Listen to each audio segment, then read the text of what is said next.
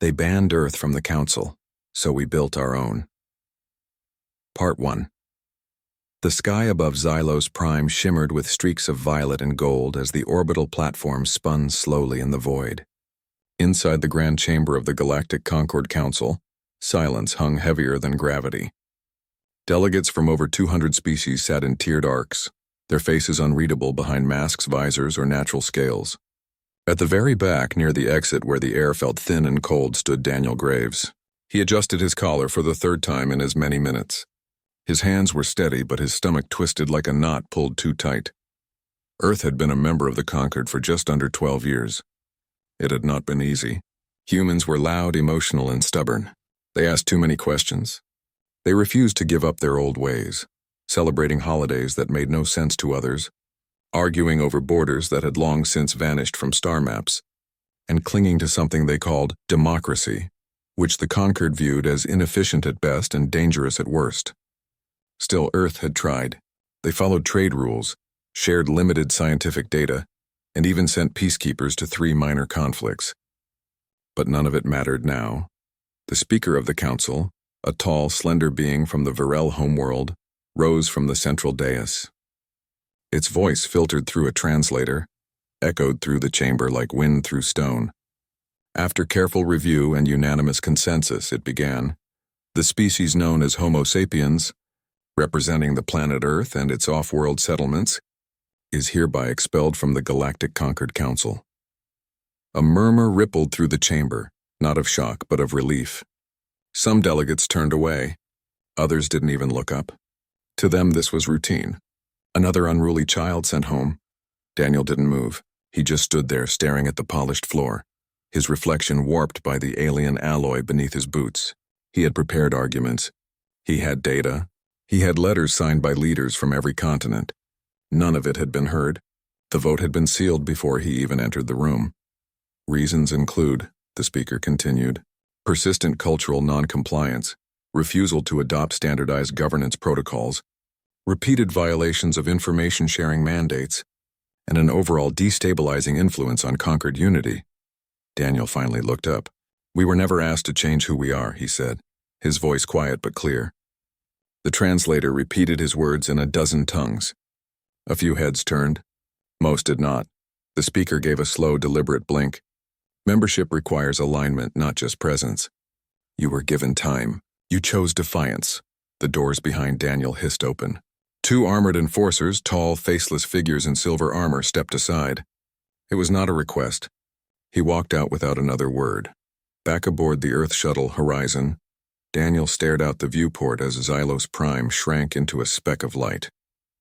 The pilot, a young woman named Chloe Reed, glanced over her shoulder. "They really did it, didn't they?" "Yeah," Daniel said. "They really did."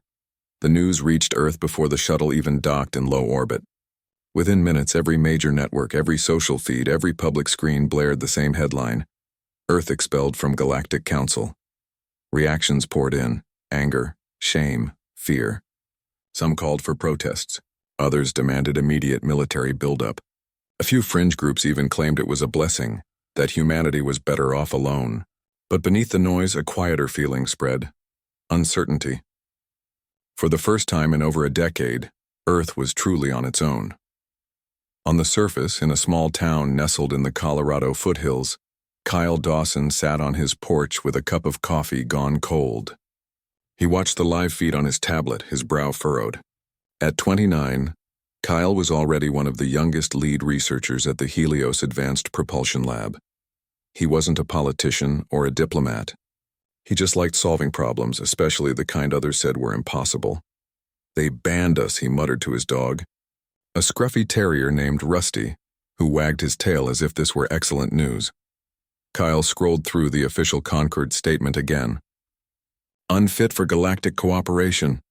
The words stung not because they were harsh, but because they felt final. Like Earth had been written off. Like humanity had no future among the stars except as a footnote. But then he thought about the lab.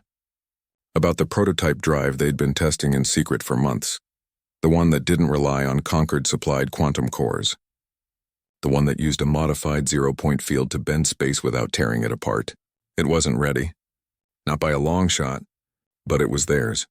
built by human hands with human math in human labs. He set the tablet down and looked up at the sky. The stars were still there. The band didn't erase them. It just meant Earth had to find its own way to reach them. Meanwhile, in Geneva, emergency sessions of the United Earth Assembly dragged into the night. Leaders argued over sanctions, embargoes, and whether to sever all ties with Concord-affiliated colonies.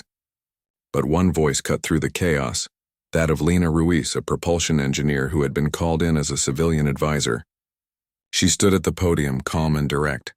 "They took away our seats," she said, "but they didn't take our minds. They didn't take our hands, and they sure as hell didn't take our will to build." Her words didn't make the front page, but they spread.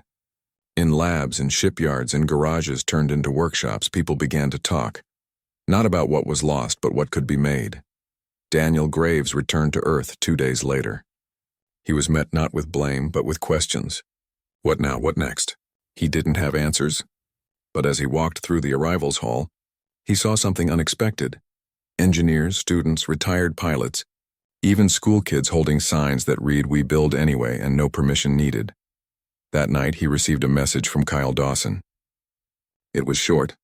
Just a schematic, a timeline, and 3 words. "Let's get started." Daniel didn't sleep. He opened his terminal and began drafting a proposal.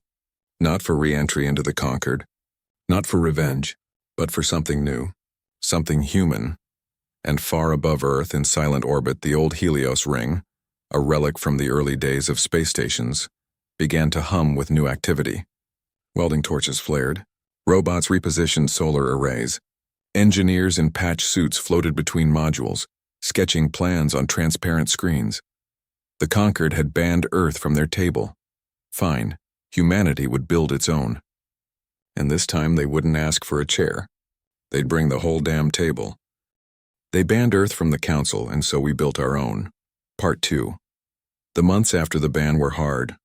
Earth's economy shuddered like a ship losing power. Alien trade ships stopped docking at orbital ports. Concord-approved data streams went dark. Medical supplies that once arrived weekly from off-world labs vanished.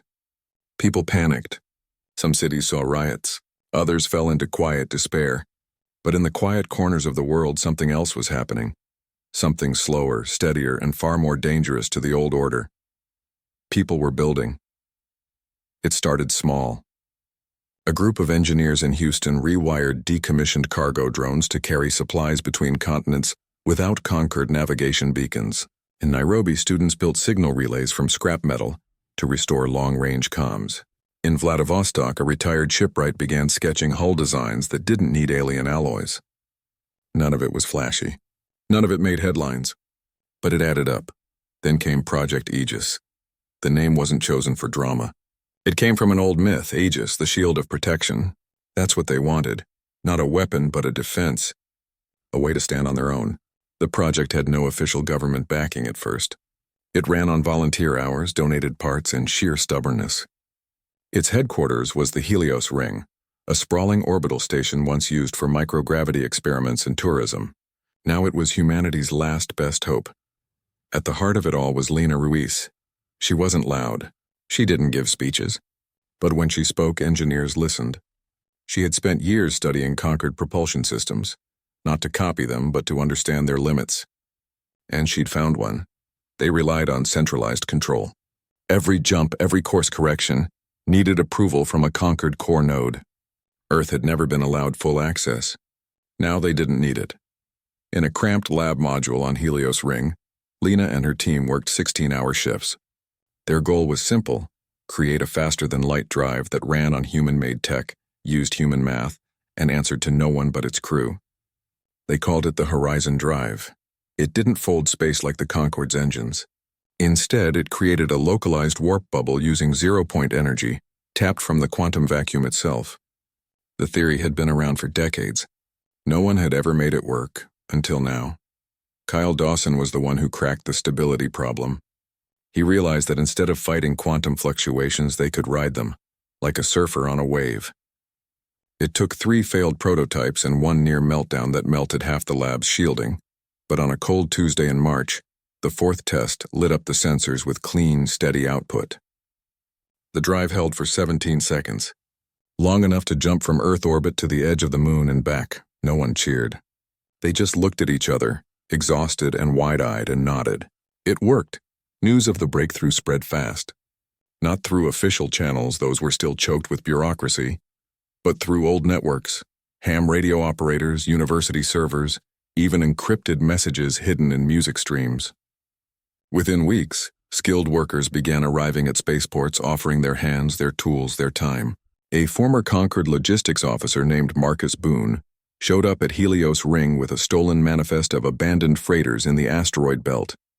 A material scientist from Buenos Aires brought a formula for a new ceramic composite that could withstand re-entry without alien coatings. Earth wasn't waiting for permission anymore.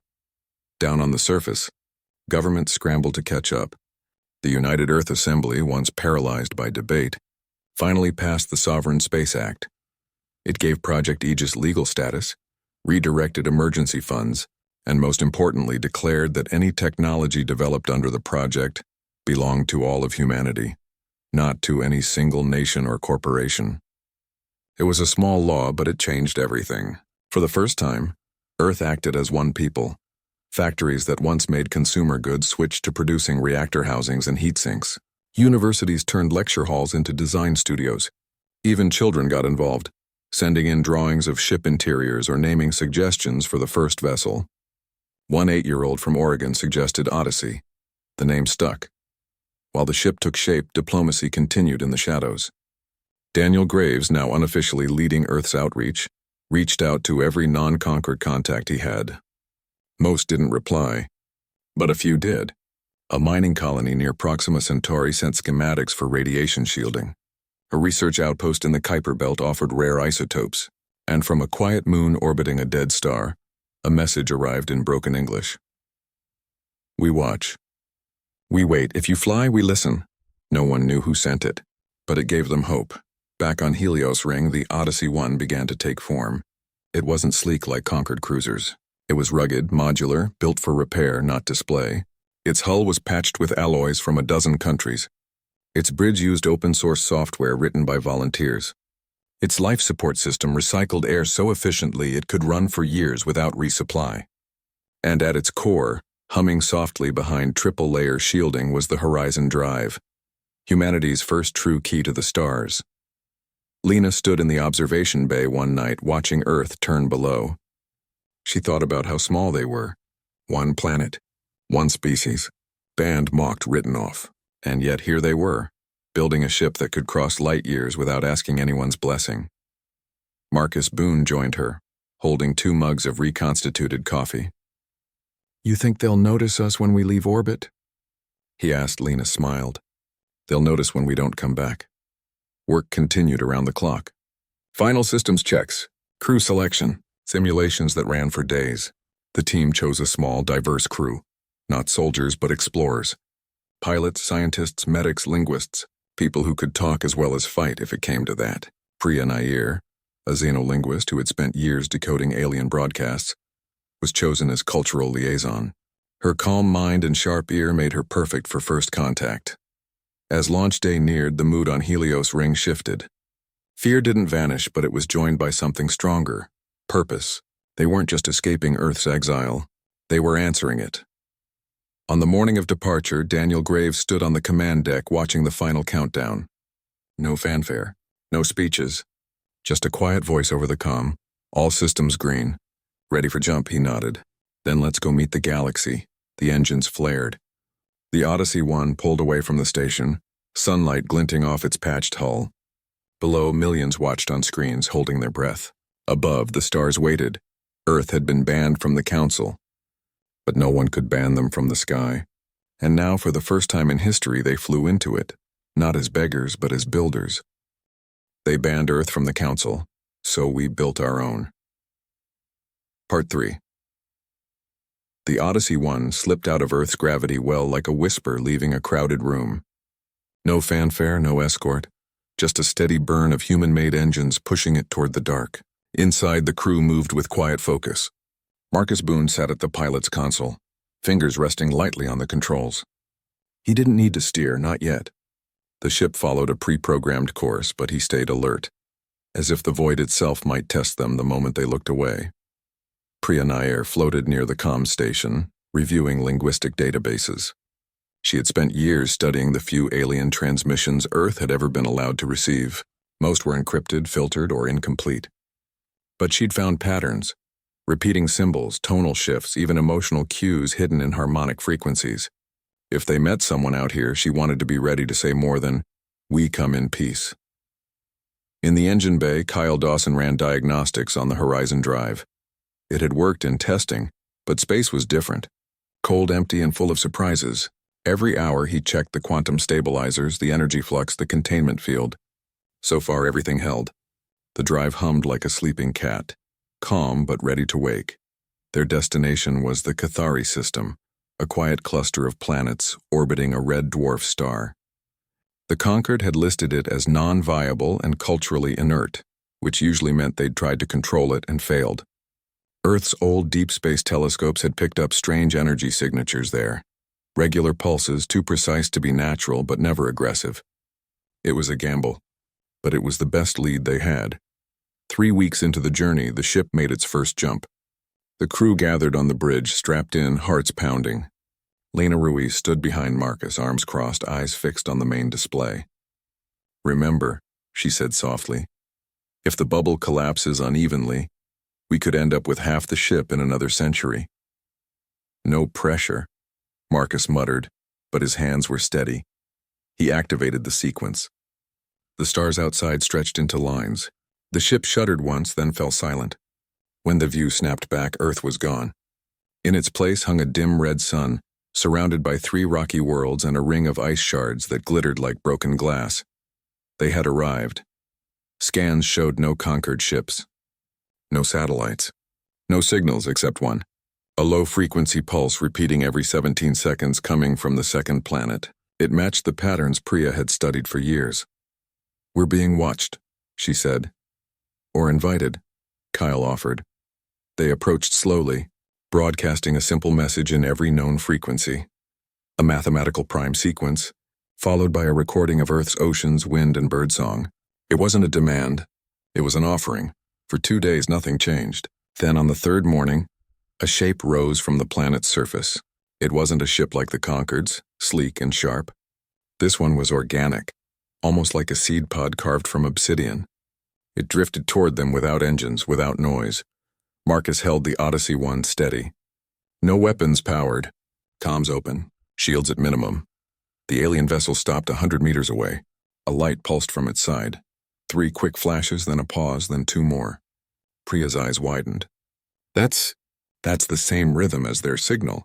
They're mirroring us." She sent back the same pattern. The alien light responded with a longer sequence. She typed rapidly, cross-referencing symbols, tones, intervals. "They're asking who we are." She recorded her voice calm and clear. "We are from Earth. We mean no harm. We seek to talk." Minutes passed. Then the alien ship opened. Not with a door, but with a soft unfolding, like a flower blooming in slow motion. Inside, figures emerged. Tall, slender, with skin like polished stone and eyes that reflected light in shifting colors. They wore no suits. The vacuum didn't seem to bother them. One floated forward, holding something that looked like a smooth crystal. It extended the object toward the Odyssey 1. Priya didn't hesitate.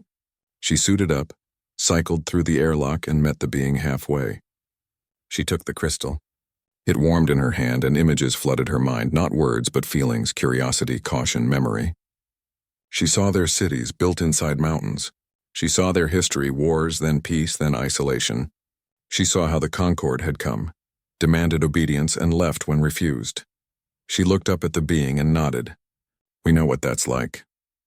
Back on the ship, the crew studied the crystal. It contained star maps, hundreds of them, showing systems the Concorde had erased from official records. Some were rich in resources.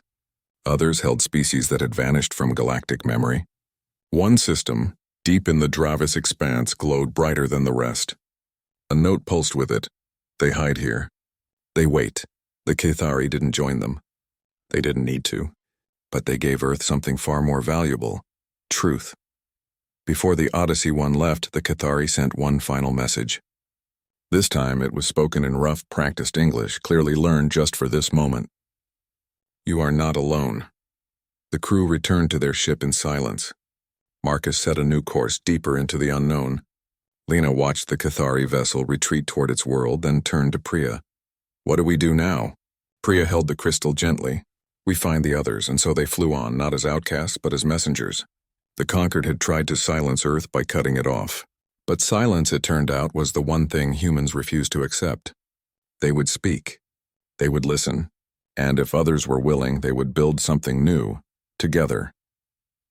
As the Odyssey 1 jumped again, vanishing into the warp, a single transmission pulsed from its antenna. Not aimed at any one world. Just broadcast into the dark for anyone who might be listening. This is Earth, we are still here. They banned Earth from the Council, so we built our own. Part 4. The message from the Odyssey 1 traveled faster than the ship itself, sent through every open frequency, bounced off old relay stations and even hidden inside harmless data packets. It reached places the Conquered had long forgotten. At first no one answered. Then slowly, quietly, the replies began to come. A mining colony near the edge of the Helios drift sent coordinates and a simple note. We remember Earth. Send help. A research outpost orbiting a dead star transmitted schematics for a shield generator that didn't rely on Conquered tech.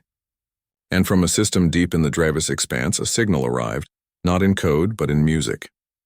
A slow, mournful tune played on instruments no human had ever seen. When Priya decoded it, she found words woven into the harmonies. We are free. Come speak. Word spread through the fringes of known space like a spark through dry grass.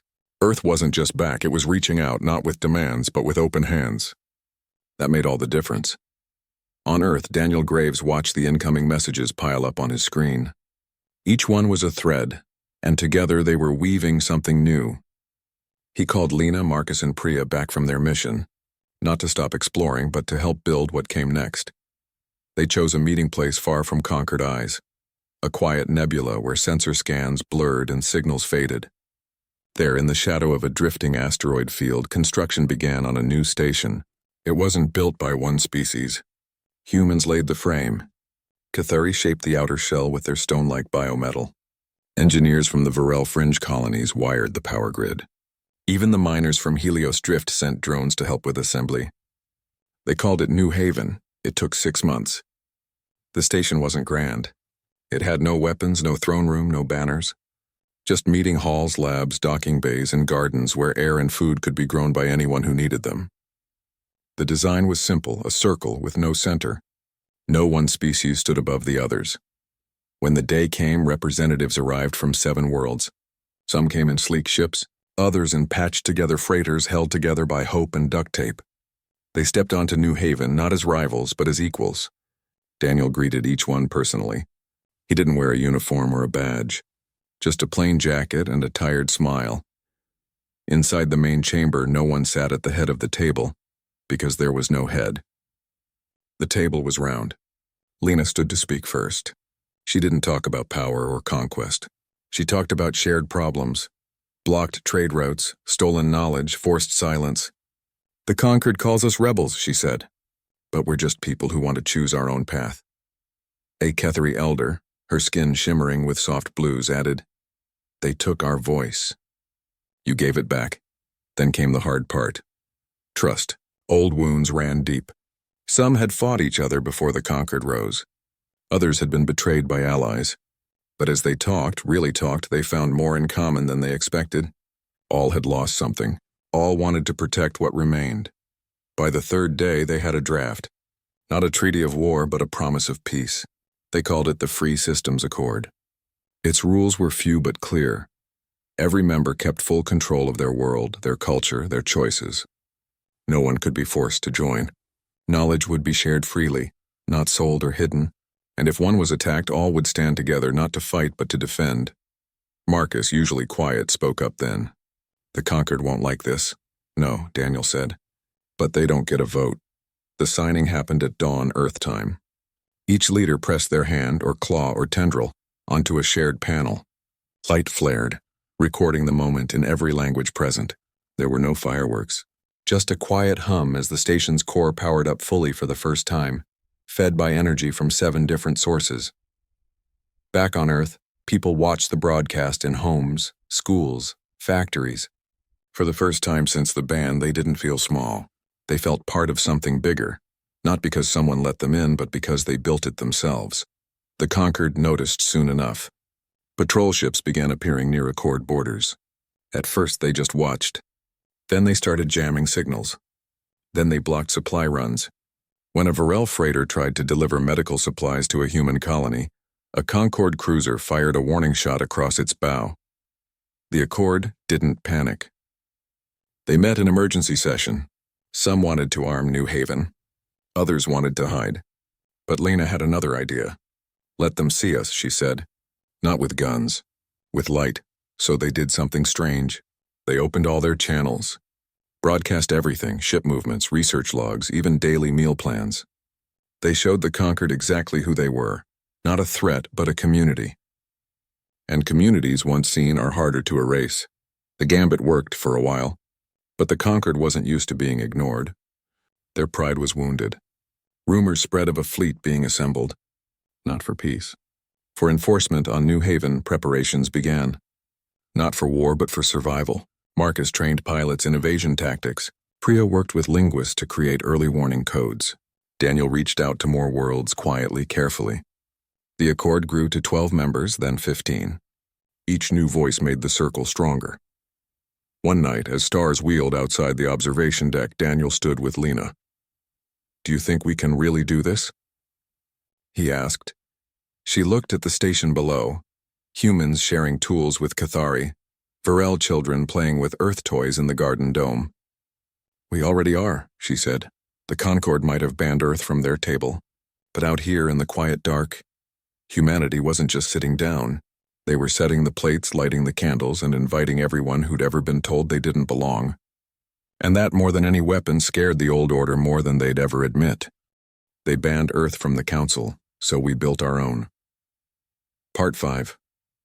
The Concord fleet arrived at the Helios Drift without warning. 10 warships, sleek and silver, formed a wall across the main trade corridor that linked 3 free systems worlds. Their message was simple: stop all travel, surrender your shared data networks, and disband the Accord, or face consequences. They expected fear. They expected surrender. What they got was silence. For 3 days, no ships moved. No signals were sent. The Accord worlds went quiet, not out of obedience, but strategy. Behind the scenes, crews prepared. Pilots ran drills in hidden asteroid tunnels. Engineers rerouted power through backup grids. On New Haven, Lena Ruiz coordinated defenses not with weapons, but with wits. She knew the Conquered relied on predictability, on enemies who fought head-on, who followed rules. The Accord would do neither. When the 4th day came, the Odyssey 1 emerged from the shadow of a dead moon. Marcus Boone piloted it alone, no escort, no weapons charged. He broadcast on open channel. "We're here to talk." The lead Concorde ship responded with a burst of static, then a cold voice. "There is nothing to discuss. Stand down." Marcus didn't answer. He just drifted closer, slow and steady. Then from behind him, more ships appeared. Not warships, but freighters, science vessels, even old colony transports. Dozens of them. Each one flew the simple emblem of the Accord, a circle with 7 points glowing softly in the dark. They didn't form a battle line. They formed a ring, surrounding the Concorde fleet not to trap it, but to show it had nowhere to hide. The Concorde commander hesitated. "This wasn't in the playbook. You didn't surround a superior force with unarmed ships. It made no tactical sense, unless the goal wasn't to fight, but to shame." Then the Cathari arrived. Their vessels unfolded from the void like living shadows, silent and smooth. They didn't fire. They simply projected images onto the hulls of the conquered ships, recordings of worlds the conquered had silenced, of cultures they'd erased, of voices they'd buried. One image showed Earth's expulsion. Another showed a Varel child holding a broken toy in a bombed-out city. The message was clear: "We remember what you've done." Panic rippled through the conquered fleet. Orders clashed. Sensors overloaded from unexpected signal interference, courtesy of human-made jammers hidden in cargo drones. A Varel pilot flying a tiny scout ship slipped between 2 Conquered cruisers and broadcast a single phrase in their own language: "You are not gods." "You are just loud." That was the moment it broke. One Concorde ship powered down its weapons, then another. The lead vessel tried to rally them, but morale had collapsed. They weren't facing an enemy. They were facing truth, and it was something their systems weren't built to handle. The battle lasted 6 hours, though no shot was ever fired. By the end, the Concorde fleet turned and fled, leaving behind 2 damaged support craft that surrendered peacefully. The Accord took them in, treated their crews with care, and sent them home with a message. "Come back when you're ready to talk as equals." News of the standoff spread faster than any weapon ever could. Worlds that had stayed neutral began reaching out. Even some low-ranking Concord officers sent private messages asking how to defect. The old order was cracking, not from force, but from fairness. Back on Earth, people gathered in streets and squares not to celebrate victory but to reflect. Schools held lessons on the Accord's founding principles. Factories shifted from defense parts to building more civilian ships. And on Mars, construction began on the first permanent embassy of the Free Systems Accord. A dome of glass and steel, open to all. Daniel Graves stood on the red soil one morning, watching the sun rise over the Tharsis Ridge. He held a data chip containing the Concord Council's latest message. Not a threat this time. A request. They wanted to discuss mutual interests. He almost laughed.